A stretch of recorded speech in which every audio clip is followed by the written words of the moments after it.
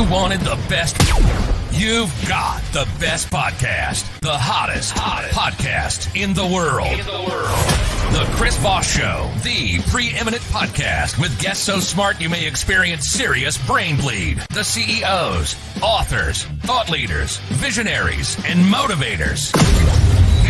Get ready. Strap yourself in. Keep your hands, arms, and legs inside the vehicle at all times, because you're about to go on a monster education roller coaster with your brain.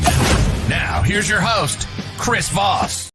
Hi, folks. Chris Voss here from thechrisvossshow.com, thechrisvossshow.com. Welcome to the big show, my family and friends.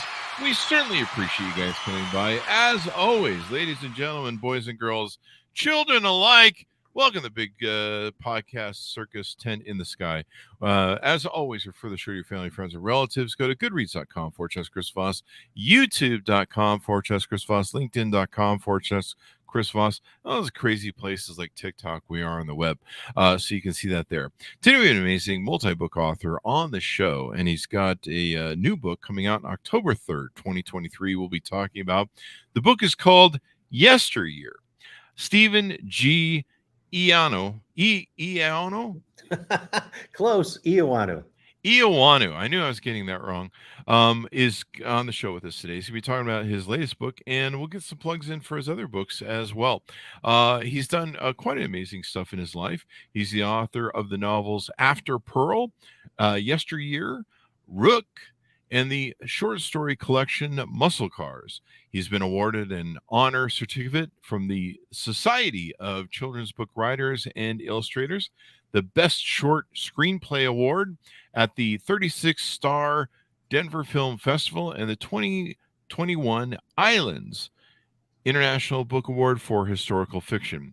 He holds an MFA from Queen's University of Charlotte and an MA from Miami University. He lives and writes in his hometown of Buffalo, New York, the setting and inspiration for much of his work. Welcome to the show, Stephen. How are you? Oh, I'm great. And thanks for having me today. There you go. Thanks for coming. Buffalo, New York. That's where my mom was born and raised. So there you go. There you go. Yeah. How do you guys deal with all that snow out there? Holy crap. It's not snowing today. We're good. Oh, well, hopefully not today. I don't know. There you go. So give me a .coms. Where can people find you on the interwebs, please? Yeah, I can be found at www.sgeoannou.com. That's EOANNOU.com. And there's a ton of information out there about my books, my biography, trailers for the books, all sorts of good stuff's out there. There you go. And how many books have you written then? 3? Is it? There's 2 that are out, Muscle Cars, the short story collection, and Rook the Knob. My first novel came out last year. Yesteryear comes out this October, and then After Pearl comes out in 2025. There you go. There you go. So what motivated you to write this latest book, Yesteryear? Well, surprisingly, it all started in a bar, Chris. Somebody told me that the guy who wrote The Lone Ranger was from Buffalo, and I didn't believe him. Really? Yeah. And so of course, I Googled it. And not only was he from Buffalo, he was from my neighborhood. He went to high school a few blocks away and wrote The Lone Ranger a few blocks north of me, which was kind of interesting. You know, this is in the early 1930s. But when I found out he sold the rights to The Lone Ranger for $10 before The Lone Ranger exploded, I said, well, there's a story there. There's a novel that needs to be written about this guy. Yeah, $10? $10. I grew up watching and idolizing The Lone Ranger. And when I was a kid, man, I loved the old black and white. And then I think it went to color somewhere in that whole era. Yeah, I remember they ran it in syndication when I would get home from school and used to watch it. $10. Yeah, but he wasn't a dumb guy. He wasn't a bad businessman. Well, I mean, he had good intentions. It was the Depression, and he had a young family, and he was supporting about a dozen other extended family members who had lost everything during the Depression. And he was really contracted to write The Lone Ranger for a radio station in Detroit, WXYZ, and he was getting paid like $7 a script. And George W. Trendle, who owned that radio station, was a pretty shrewd businessman, and he kind of had a feeling the Ranger was going to take off. And so he, like the Godfather, he made him an offer he couldn't refuse. He said, I'll give you a full-time job, more money than he ever made, job security for the Depression, take care of your family, but you got to sell me the rights to the Ranger for $10. And Wow. so Fran was a good man. Fran Stryker is the man who wrote the Lone Ranger, and he was put in that position, and he took the deal. There you go. So is there any historical, is this historical fiction, or is it historical in nature, or how did you frame it? Well, it's a little bit of everything. It's certainly Okay. historical fiction, but it's also noir. I've got Ah. some gangsters in there. It's a comic novel. Mm. It's biographical fiction. Mhm. I threw in a lot of stuff. So I'm blending genres in this book. There you go. And I'm reading the description here on it, and it says he must overcome writer's block, defeated. That seems pretty challenging. Defeat a gypsy's curse. We've all had to do that. Yeah, Foil a plot to assassinate FDR. Holy crap! a lot of And happens in Buffalo, man. and recover stolen diamond rings belonging to an alcoholic boxing champion. We do that on Fridays around here. There's a lot going on there, man. I thought There's a the lot. writer's block was hard enough. There's a lot of balls in the air with this novel. A lot of subplots, but it was a ton of fun to write, and hopefully it's going to be a ton of fun for the readers. There you go, balls in the air. That's also what we do around here on Fridays. I don't know what that means. It's exercise balls, folks. Don't write me. Those ones you get at the gym, the big ones. So there you go. And there's a lot going on there. And so, do you make up it says something about who was that masked man? Do you concoct, or do you use historical data on how he came up with the Lone Ranger? Well, not how he came up with it. That's where I come in Mm. with the magical realism. Ah. But it is based in historic facts, and Stryker died in the early 60s, and he donated all his papers. His estate donated all his papers to the University of Buffalo, my alma mater, as Oh, well wow. as his. So I was able to go there. There's like 30 cartons of this stuff, old radio scripts, his notes, Really? telegrams. Oh yeah, it's really cool stuff. I mean, I had to put on the white gloves and hold the original Ranger script in my hand. Wow. So there's a lot of facts about the Ranger and Stryker in dealing with George W. Trendle, the man from WXYZ who bought the rights. Mhm. But where the fiction comes in was how he came up with the Lone Ranger story. And Mhm. that's where the magical elements come in. The boxing champion who lost his diamond rings, the curse, all that stuff comes into play. But that's all my imagination. There you go. Now you said that there's kind of some noir to it, and the cover has a picture that kind of looks like something out of Humphrey Bogart's a detective officer noir. There's a Scotch on the Rocks or something, and whiskey on the rocks, maybe an old typewriter and some Yeah. books and radio. What sort of noir do you have in here? Just that kind of yesteryear noir, or Yeah. So there was for decades, the local mafia head in Buffalo was a man named Stephen Magliano, and he ran the mob here for decades. And so I put him in the book too. there you go. So I got the gangsters, I got his crew kind of muscling in, and I really just wanted to make it a fun book. So I pulled historic figures who lived in Buffalo, and I made them characters. Hmm. So the boxing champion is Jimmy Slattery, who was a light heavyweight champion, and he was an alcoholic, and his career didn't pan out the way it was supposed to. But he was champion. He did live here around the same time as Stryker did. I have no idea if they ever crossed paths, but I put him in. Same thing with Magdiano. I doubt Fran Stryker, a radio script writer, ever went up against the mob, but I had him in there. And hey, FDR was just elected to his first term. Why not have him in there too and come to Buffalo for a visit?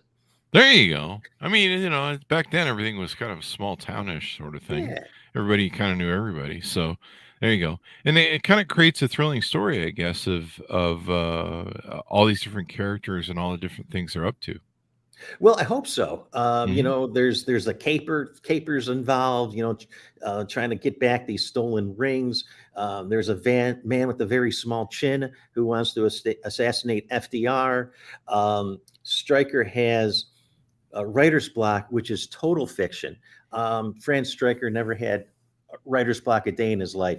They estimated that in the 1930s, he was writing 60,000 words a week for all the radio Holy scripts. crap. Yeah, comic books. He was doing it all, comic strips. So that's like a short novel every week. He was churning it out. Pulp fiction stuff, Yeah. but still. So that he's got to overcome that. So there's a lot going on in the book, but I think it's going to be interesting to the readers is everybody knows all the Lone Ranger tropes, right? The mask, Hmm. silver bullets, the horse, silver, um, Tonto. yeah, Kimusabi. So all that's in the Yeah. book. Those tropes and elements are there, but Stryker has writer's block, so he doesn't realize it yet. The readers go, "Oh, silver bullets," or "Oh, a big white horse." Stryker's kind of clueless until the end of the novel when he starts putting everything together. So, I think I had a great time writing it. There you go. I think I hear a wagon coming 2 miles away. Well, interesting. Tonto wasn't introduced until like the 10th radio script. Oh, really? The 10th episode, yeah. And they realize this is radio. We have to have him talking to someone else besides his horse. So come up with a friend. That's also what we do around here on Fridays. We talk to our horse. Yeah. That's interesting. I didn't realize it. Or I didn't think about it off the bat here, but yeah, I remember hearing. I think you could get them at the library. You could get these old records back in the day, Yeah. and they would play the old radio shows like Abbott and Costello and some of the old radio shows they used to do. And yeah, it started out on the radio with him, huh? It did. It premiered actually here in Buffalo in 1933 on WEBR, which still broadcasts today. Wow. Yeah, and Stryker was a script writer for them. And as you know, back then at the radio stations, they had full orchestras, their own acting troupe, their own writers. It was the medium of the day. And that's where Stryker was working. He was in charge of radio dramas there. There you go. Everyone gather around the radio and listen to them, and then listen to FDR go on about whatever he went on about. I don't know. And the great radio era. When I was a kid, we used to get the records from the library and listen to the old replays of all these shows. Abbott Costello, Who's on First. All the radio bits, War of the Worlds from H.G. Wells. Just all that craziness. Yeah, I love all that stuff. And on satellite radio on Sirius, there's a station for radio classics. Really? And that's all they broadcast. Yeah, they got all those shows. The Shadow. The Shadow. Yeah. I love that show. Yeah, that was a great one. Only and then the Shadow knows. They also play like the commercials in between sometimes, and those are hysterical to listen. Like the old timey commercials. Yeah, like from the 30s. They'll work them in there. If you rub plutonium on you, you can get clean today and glowy skin. Order now. That's right. Wow, the Shadow. We used to listen to Shadow. I don't know where we would get it. I think it was still playing on radio. It was and who was that old radio host that used to round up with, and that's the rest of the story. He would set up the ending and be like, "No, after commercial break, we'll bring you the rest of the story." And then I forget his name too. Yeah, I'll think of it about 10 minutes. Somebody can write me for the audience on it. Only the Shadow knows. Only the Shadow knows. I'm gonna go back and listen to that. I've got Sirius XM boot up here, so I'm gonna have to go check out the classics. Yeah. But the Lone Ranger, all the different things that he goes into, what sort of why did you choose some of the characters in the book, or what were some of the character builds that you used on him? Did you study who he was and try and form a character of the main character Franz Stryker, or did you just kind of make it up the way you want it? No, there were some basic elements of his life and his personality that I wanted to include. So, first and foremost, he was a, a, a dedicated family man, taking in all those family members. He was a prolific writer and workaholic. Um, they used to make him stop typing at his house, stop writing because it was keeping everybody up at night. So his The old wife, ding, ding, ding, yeah, ding. his wife and neighbors gave him like this time slot where he could Wow. write at home, and then he'd go to his in-laws' house and type over there and drive them crazy. Wow. So those elements I put in there. The financial pressures I put in there, but the rest, his friendships, that was all my imagination, his inner workings of his mind. But a great book. His son wrote his biography called His Typewriter Grew Spurs, and it's been out of print for years. It's got a great cartoon on the cover, and I tracked it down in a little bookstore in Texas, and There you go. and that was a lot of information about his dad that I probably wouldn't have gotten from anywhere else. There you go. Well, it sounds like it's going to be a really fun book to read, and you're planning on issuing in October. Yeah, the pub date's October 3rd, but folks can pre-order it now through my website or There you go. anywhere they order or buy books. So yeah, we're excited. We're less than 3 months away now. There you go. Should we get a plug-in for your prior book, Rook? Yeah, Rook came out last year. That's also based on a Buffalo guy. There's a theme here going on. Yeah, if you're familiar with William Kennedy's work, he wrote the Albany trilogy, Legs and Billy Phelan's Greatest Game and Ironweed, which won the Pulitzer, and it was made into a movie with Jack Nicholson. And all those are set in Albany, New York. And I thought that was really cool when I was growing up reading those, that he picked his hometown to kind of explore. And that's what I'm trying to do in Buffalo. So I came across this story. Excuse me. I came across this story about a man named Al Nussbaum. And he lived in Buffalo and grew up in the 50s. In the early 60s. He was married, had his first child. And I'm going to cough again. Sorry.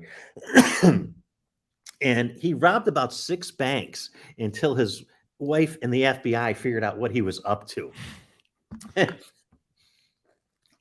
And so he's robbing banks, and his family doesn't even know what he's doing. He's a small businessman, and he tell his wife, "Hey, hon, I'm going out of town for a couple of days on business." And his business was knocking over banks, and I just love that. And he went to the top of the FBI's most wanted list. Reader's Digest offered a $10,000 reward for his capture. Holy crap! So he had to go on the run. They found out who he was, and he kept robbing banks because he had this crazy idea he'd get enough money and come back for his wife and baby girl, and they'd escape to South America and start over. So no spoilers. I won't tell you how it ends, but he does go to prison. But while he's in prison, and this is what really hooked me, while he was in prison, he became a writer. Writing Pulp Fiction. You can't make this up, Chris. Pulp Fiction stuff, Alfred Hitchcock magazine, Mike Shane mystery magazine, Ellery Queen, the penny a word guy behind bars. And do you remember Scholastic Books? Yeah. He used to write Scholastic books. Serious? From prison? And so you'd bring home a book. it was him and Leavenworth writing them, or just as paroled from Leavenworth. So he gets out after like 14 years and goes out to California because he wants to work for movies and TV. But he's got to stop in Vegas first because he buried a suitcase full of money in the desert. Really? Unfortunately, they built like a shopping center over it. So either some construction worker went home with a big American tourister full of money, or it's still sitting there under sand and concrete today. But he did. He went straight. He made a living writing for TV until he passed away. I think he was around in his early 60s when he passed away. But a fascinating guy. And so I had to write about him too. That's like a crazy ass story. Well, there's a lot of interesting characters in Buffalo. You got to come visit. Yeah. Well, Vegas grew so much so fast and Yeah, still does. Yeah, that's crazy. You're just like, I don't know if that money's there or not. yeah. His start over money wasn't there. What was really interesting though is his daughter in the book is just an infant, and I got to meet her. Really? And Wow. I consider her a friend. She lives a couple hours away in Syracuse, New York, and we've met a few times and exchanged emails.